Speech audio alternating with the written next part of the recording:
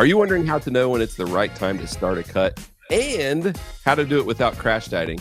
Well, make sure you stick around and hear what professional nutrition coaches have to say about it. And guess what? The last one might surprise you. So let me bring the team in here.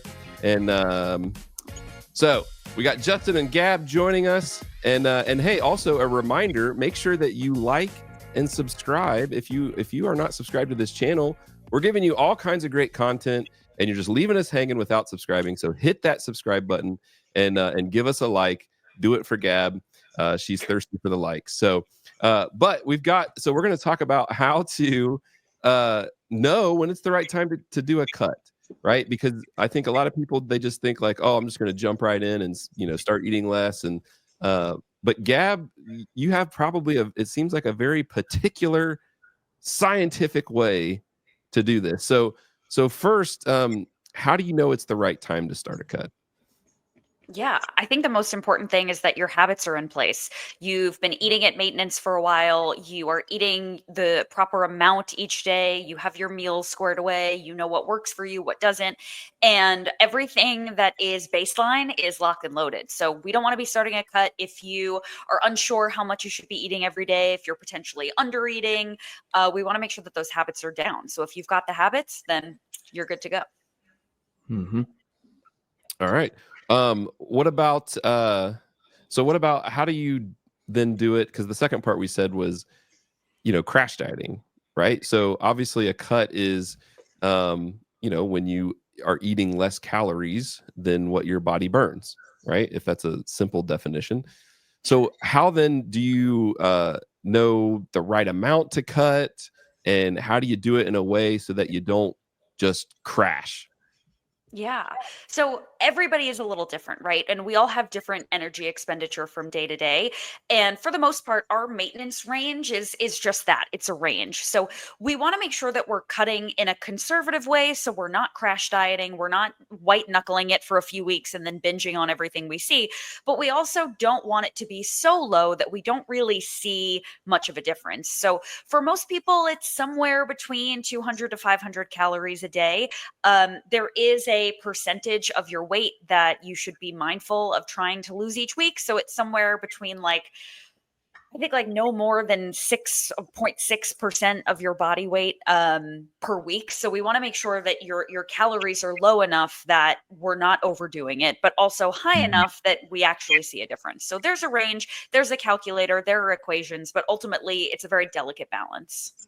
Mm-hmm. Okay. Tell me about that point. What was the expectation of body fat to lose? You said 0.6. Is that what you said? Oh, you're putting me on the spot. It's if I remember correctly, it's either 0.3 to 0.6% of your body weight in kilos per week. So if we go over that much, then we're crash dieting. But if we're under, because of the expenditure from day to day is so volatile, some days we burn more calories than others. It depends on what we're doing. If it's lower than that, then there's possibility that the change we're going to see, or the change that will occur rather, is so small that we don't really see it. So we want it to be big enough that we notice it, right? We want to make meaningful change, but not so big that it's impossible to stick to, or, you're miserable.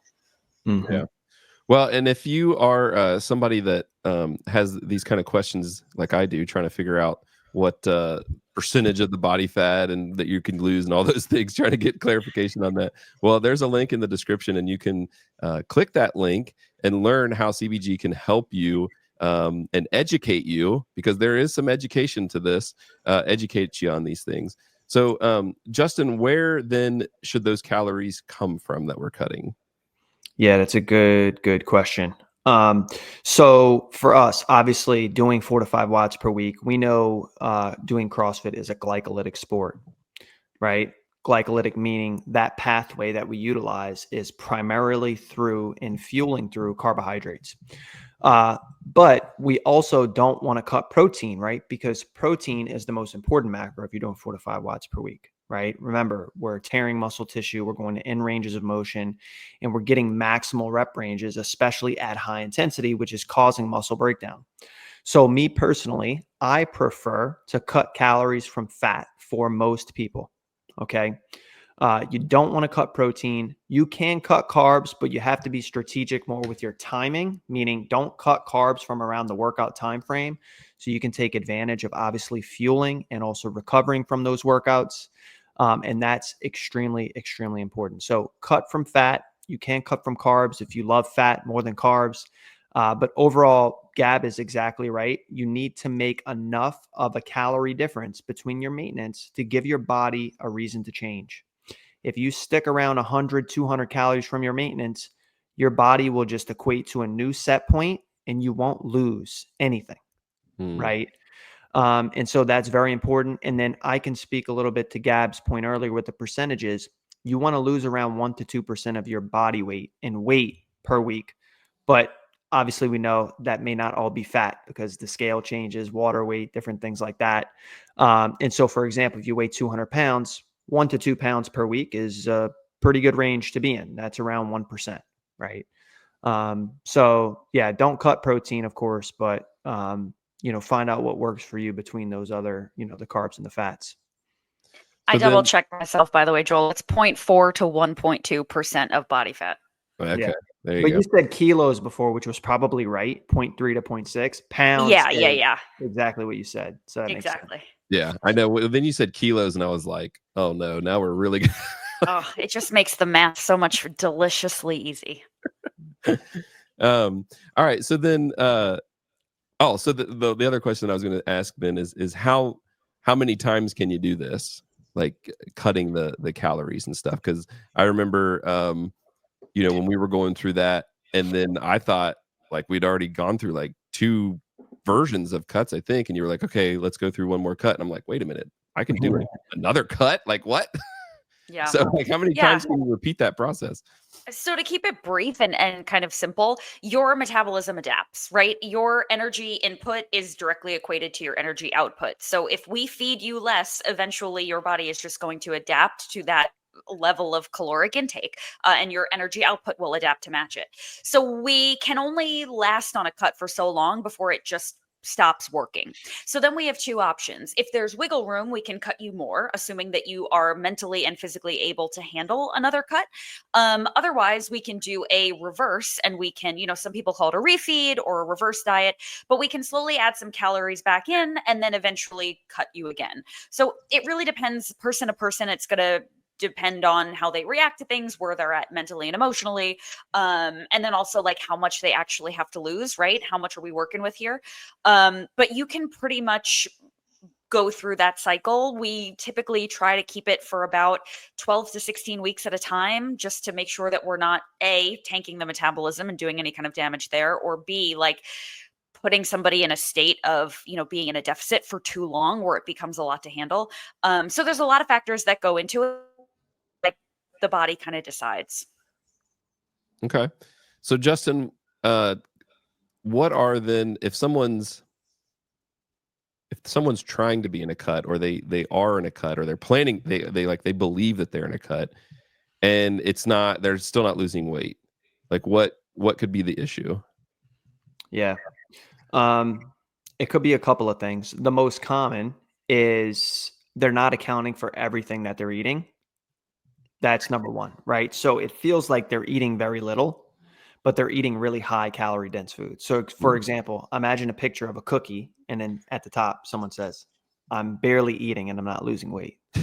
You're right. You are barely eating. You're eating these high calorie, high dense foods, and it feels like you're still hungry because those foods aren't satiating you, and then you're not losing weight. And you're like, I eat so little and I'm not losing weight, right? So it's the accurate monitoring and understanding of calories. And a lot of people do this through tracking macros, but there are other ways doing it. Like, for example, through our blueprint system, where you don't have to track macros to understand your intake and still get it right. And so that's the number one sort of culprit I feel that people come to a brick wall with when it comes to losing weight. And then to Gab's point too earlier, it's not only the mental side being there, but also the time frame. So people that have more fat to lose can be in a deficit for a longer period. People that have less, let's say like a 10 to 20 pound range or less, you usually only want to be in a deficit for like a 12 to 16 week time frame. And then at that point, you need to regroup, go back to recomp for a little bit, and then assess, right? So those are some of the main things that, I think people should consider when going to a cut. They're mentally prepared to do so, and what the time frame and things should look like going forward. All right. Good stuff. So it sounds like, to summarize, kind of like what you guys said there is a consistency component to it. Like, you have to stay consistent with it. And then, Justin, you pointed out kind of the accountability part of it is making sure that you are actually in a deficit and being honest about, what you're intaking and the foods that you're intaking. Because if not, then, you're going to find that you're not getting the results that you want. And I should preface too, we're saying lose weight, but we're meaning lose body fat, right? I mean, that's ultimately what we're talking about. That's definitely what we want. Yeah, sometimes we say the word weight, but I just want to make sure everybody understands that we're talking about body fat, because recomping is definitely a part of that. So then, with those things, obviously, that's why the company is called Consistency Breeds Growth. Like, consistency is a huge factor in this. So if you want help to be more consistent, if you want help to be more accountable, then click that link in the description and find out how CBG can help you with those things and how you can get linked up with a coach like Gab.